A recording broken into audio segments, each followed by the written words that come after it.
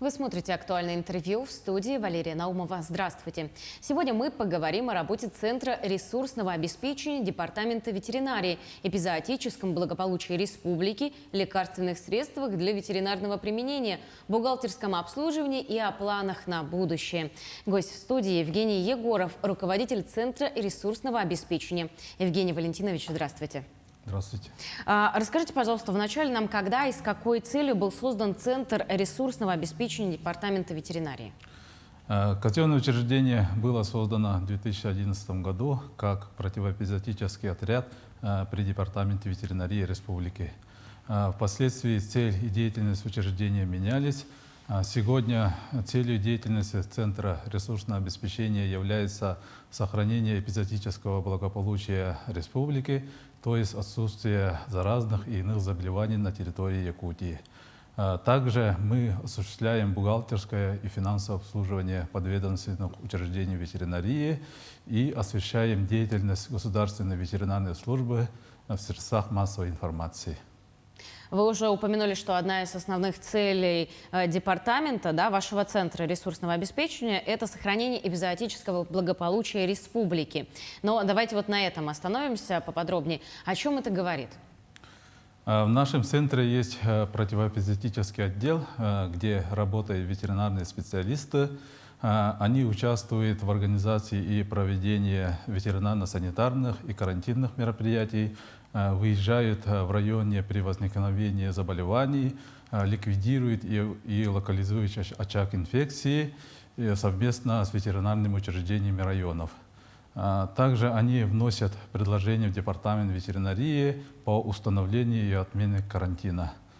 Также они осуществляют приемку и хранение лекарственных препаратов ветеринарного применения. А сколько выделяется финансовых средств на ветеринарные препараты? Ежегодно в среднем на приобретение лекарственных препаратов выделяется около 36 миллионов. Из них из федерального бюджета выделяется 23 миллиона рублей, из государственного бюджета республики выделяется около 13 миллионов. По федеральному бюджету в основном поступают вакцины и сыворотки против сибирской язвы, МКАРа, лептоспироза и реактивы для лабораторных исследований. По республиканскому бюджету поступают также вакцины, дезинфицирующие средства и некоторое количество антибиотиков. А как идет распределение вот этих вот лекарств и в целом, где они хранятся? В 2021 году по поручению главы республики Арсения Сергеевича Николаева было введено в эксплуатацию складское помещение для хранения лекарственных препаратов ветеринарного применения. Склад находится на оперативном управлении Центра ресурсного обеспечения, он находится в поселке Жатай. Выдача лекарств осуществляется по разнарядке Департамента ветеринарии. А какая работа проводится в Центре в рамках реализации проекта «Эффективный регион»? По проекту «Эффективный регион» мы внедрили 3 проекта. Первый наш проект – это повышение эффективности этапов оздоровления неблагополучных пунктов. Второй наш проект – мы внедрили программу «1С аптека» для автоматизации учета лекарственных препаратов. И третий наш проект – это программа «1С документооборот в бухгалтерию». Это очень важно, так как внедрение данной программы позволило получать документы через защищенный канал от подведомственных учреждений, обеспечить многоуровневый контроль первичных документов до принятия к учету и, конечно же, сократилось время для обработки документов, ведь большинство ветеринарных учреждений находится в районах. Это получается, что Центр осуществляет бухгалтерское обслуживание всех ветеринарных учреждений вообще нашей Якутии?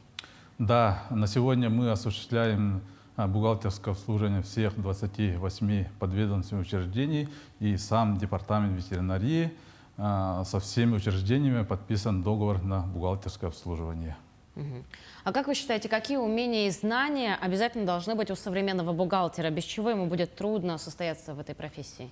На сегодня, чтобы стать не только бухгалтером, экономистом и финансистом, но и успешным востребованным специалистом, Несомненно, надо идти в ногу со временем, быть в курсе всех изменений законодательства. Профессиональными стандартами у бухгалтеров установлено, что они должны ежегодно обучаться не менее 20 академических часов. Поэтому наши бухгалтера ежегодно проходят курсы повышения квалификации очно или дистанционно. Ну и, конечно же, нам бы хотелось услышать какие-то хорошие новости, планы, позитивные моменты в ветеринарной области. В прошлом году по инициативе руководителя Департамента ветеринарии Республики Петра Лукича Петрова при поддержке главы и правительства республики была утверждена стратегия развития государственной ветеринарной службы до 2030 года. Данная стратегия предусматривает укрепление материально-технической базы подведомственных учреждений, совершенствование кадровой политики и, конечно же, поэтапное повышение заработной платы ветеринарных специалистов. И начиная с этого года, с 1 апреля, существенно увеличилась заработная плата ветеринарных специалистов в среднем до 30% в зависимости от квалификационного уровня и занимаемой должности. Перерасчет будет произведен в конце этого месяца. Также на сегодня нами проводится работа по приобретению 22 единиц специализированной техники с дезинфекционной установкой. Будем приобретать путем лизинга. На сегодня проводится оформление аукционной документации. Также Департамент ветеринарии и Ассоциация ветеринарных специалистов приняли решение о строительстве сквера с установкой памятника для ветеринарных работников. Предварительно сквер будет расположен на территории Арктического государственного агротехнологического университета. Сейчас проводится работа по оформлению необходимой документации. И в завершение, Евгений Валентинович, ваши пожелания нашим телезрителям и вашим коллегам. Ну, во-первых, благодарю вас за приглашение, за проявленный интерес к нашей работе. Коллегам желаю оставаться такой же единой командой целеустремленных людей, которым все по плечу. Телезрителям желаю крепкого здоровья, счастья и благополучия. Спасибо за внимание. Спасибо вам большое, что пришли. Желаем исполнения всех ваших планов и процветания вашему центру. Благодарю вас. Спасибо. Ну и я напомню, что вы смотрели актуальное интервью. Всего доброго.